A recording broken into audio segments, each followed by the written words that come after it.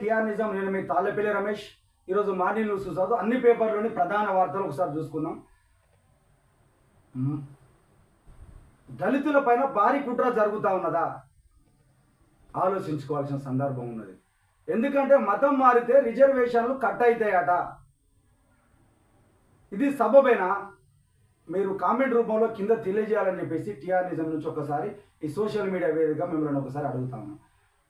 మతం మారితే reservation cut అవుతాయా చూడాల్సిన సందర్భం ఉన్నది.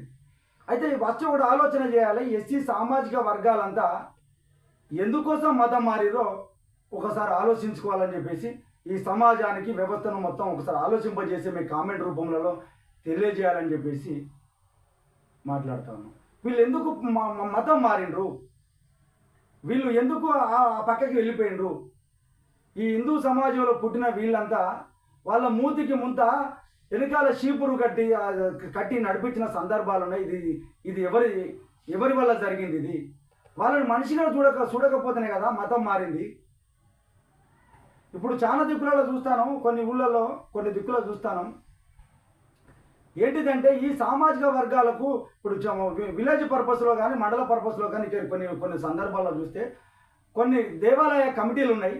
ఆ దేవాలయ కమిటీలలో ఎక్కడన్నా దళితులకు ప్రత్యేకమైన స్థానం అందులో కల్పిస్తూ ఉన్నారా? ఒక చైర్మన్ కల్పిస్తూ ఉన్నారా? ఇంకేమైనా చేస్తారా? ఒకసారి ఆలోచన చేయాలని చెప్పేసి టిఆర్ నిజం నుంచి గుర్తు చేస్తా ఉన్నాం.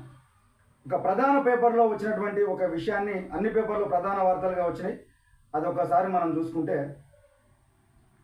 మతం మారితే రిజర్వేషన్లు రద్దు అవుతాయని చెప్పేసి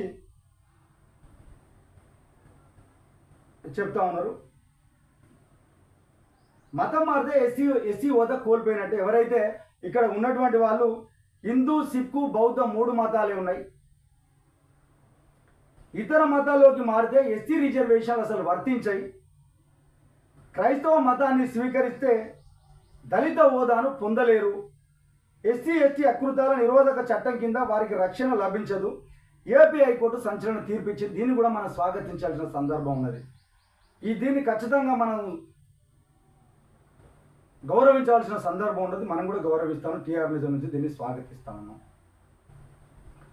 కానీ ఈరోజు వాళ్ళు మతం ఎందుకు మారిండ్రు, వాళ్ళపైన ఇంత భారీ కుట్ర ఎందుకు జరుగుతుందో ఈరోజు ఈ విషయం తెరపైకి ఎందుకు వచ్చింది అంటే, ఎక్కడో గుంటూరులో జరిగినటువంటి ఒక పాస్టరు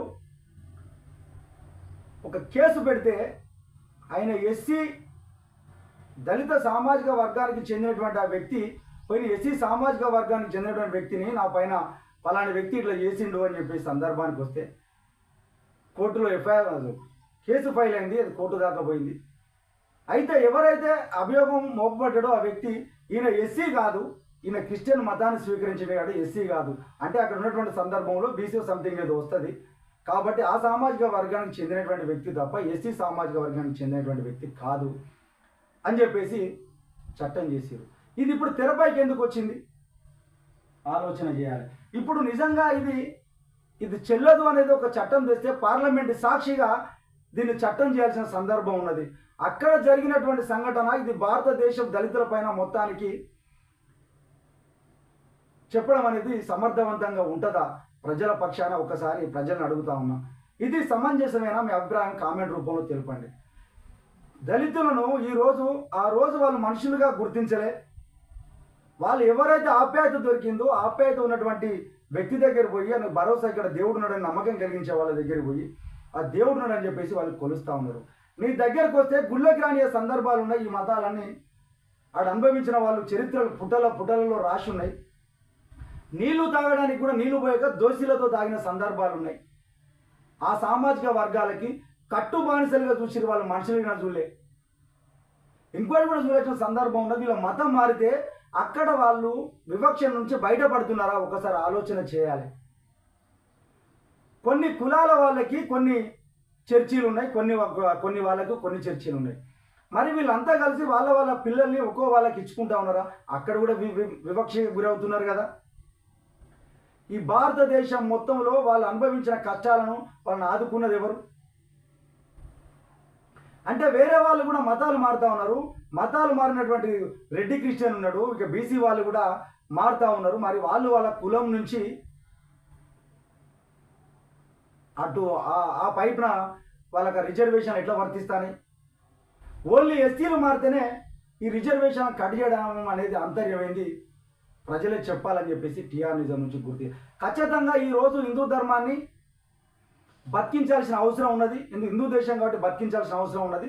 ఇక్కడ పోయి ఈ మతాన్ని ఆదరించాల్సిన అవసరం ఉన్నదని చెప్పేసి మనం కూడా 100% నమ్ముతాను. ఎందుకంటే మనం కూడా ఒక హిందువుగా, ఏ కులమన్నా కానీ మనం ఒక హిందువుగా హిందూ మతం బతకాలని చెప్పేసి మనం కోరుకుంటున్నాం. కానీ ఒక మనిషిగా పుట్టినటువంటి ఒక వ్యక్తిని వెలివేయడానికి కారణం ఎవరు? ఊరుకు బయటికి నెట్టివేయడానికి కారణం ఎవరు? అంటరానితనం ఈరోజు రూపం ఆపిందని చెప్పేసి మీరు భావిస్తూ ఉన్నారా? ఎక్కడో ఒకక్కడ జరిగిన సంఘటన ఇది. భారతదేశ దళితుల పైన రుద్దాలనే ఉద్దేశం ఎందుకు వచ్చిందో ఒకసారి ఆలోచన చేయాల్సిన అవసరం ఉన్నది. ఎందుకంటే ఒక విషయం కూడా ఆలోచన చేసుకోవాలి. 30 సంవత్సరాలుగా ఎస్సీ వర్గీకరణ కోసం పోరాటాలు చేస్తే అది చట్టబద్ధత జరిగినప్పుడు మాత్రమే అది అమలైంది. ఇది పార్లమెంటు సాక్షిగా అమలైందా? మరి అమలు కాని దాన్ని మొత్తం దేశంలో ఉన్నటువంటి ప్రజల పైన ఏ విధంగా రుద్దుతారో వాళ్ళ బాధలు ఎవరు తీర్చాల్సిన సందర్భం ఉన్నది. ఈరోజు హిందూ దేశంగా అభివృద్ధి చెందాలి, హిందూ మతం అభివృద్ధి చెందాలని భావించేటువంటి మనము, ఈ దేశ పౌరులుగా ఉన్నటువంటి మనము, మరి వాళ్ళని ఊరుకు బయట ఎందుకు నెట్టివేయబడి చేసినాం? ఈరోజు కూడా మనుషులుగా చూడలేకపోతాను వాళ్ళని. అంటరానితనం ఈరోజు రూపుమాపిందా? ఎప్పుడు రూపుమాపుతుంది? కులాంతర వివాహాలు అంత లేదు, కులమే లేదు, ఇక మతం ఒకటే ఉండాలి. కులాలని ఎందుకు? ఇక ఆ మతమే ఉండాలి. ఆ మతం ఉన్న వాళ్ళ వాళ్ళ పిల్లలను పెళ్ళిళ్ళు చేసుకోవాలి, వాళ్ళకు స్వపక్తి భోజనాలు చేసుకోవాలి, వాళ్ళంతా సమిష్టిగా ఉండాల్సిన సందర్భాలు ఉన్నాయి. కానీ ఇక్కడ మన కుల వ్యవస్థ ఎందుకు వచ్చింది? మళ్ళా అంతా హిందువులే కదా, వాళ్ళు ఎందుకు దూరంగా నెట్టబేయబడతా ఉన్నారు? ఇప్పుడు రాజ్యాంగం మీకు ఇష్టం ఉన్న దేవుని నమ్మండాయా, మీకు ఇష్టం ఉన్న దాన్ని నమ్మండాయా అని చెప్పేసి చెప్పింది. కానీ మీరు ఫలాని దేవుని నమ్మాలి, ఈ దేవుని నమ్మితే ఈ రిజర్వేషన్ కట్ అవుతుందని చెప్పేసి ఇక్కడ రాసి ఉన్నదా? ఆలోచన చేయాలి ప్రజలారా, మీరైనా ఆలోచన చేయాలి. దళితుల పైన భారీ కుట్ర జరుగుతుందని చెప్పేసి అనిపిస్తూ ఉన్నది. కానీ హిందూ ధర్మం బతకాలి, హిందూ మనుషులుగా ఉండాలి అని చెప్పేసి టీఆర్ నిజం నుంచి మనము సమాజం తెలియజేస్తాం. ఎందుకంటే దీన్ని మనం స్వాగతించదగ్గటువంటి విషయం. కానీ ఇది మొత్తం భారతదేశాన్ని మొత్తానికి ఇది చట్టంగా తయారైందా? మరి చట్టంగా తయారు కాని దానికి దేశం మొత్తం ఏ విధంగా ఇంప్లిమెంటేషన్ చేస్తాం ఒకసారి ఆలోచన చేయాలని చెప్పేసి టీఆర్ నిజం నుంచి గుర్తు చేస్తున్నా. నిజంగా ఎక్కడో జరిగినటువంటి విషయాన్ని ఇక్కడ ప్రజలపైన రుద్దడం అనేది మరి ఎంతోమంది దీన్ని హర్షిస్తూ ఉన్నారో, దీన్ని స్వాగతిస్తూ ఉన్నారో కామెంట్ రూపంలో తెలియజేయాలని చెప్పేసి టీఆర్ నిజం నుంచి గుర్తు చేస్తా ఉన్నాం.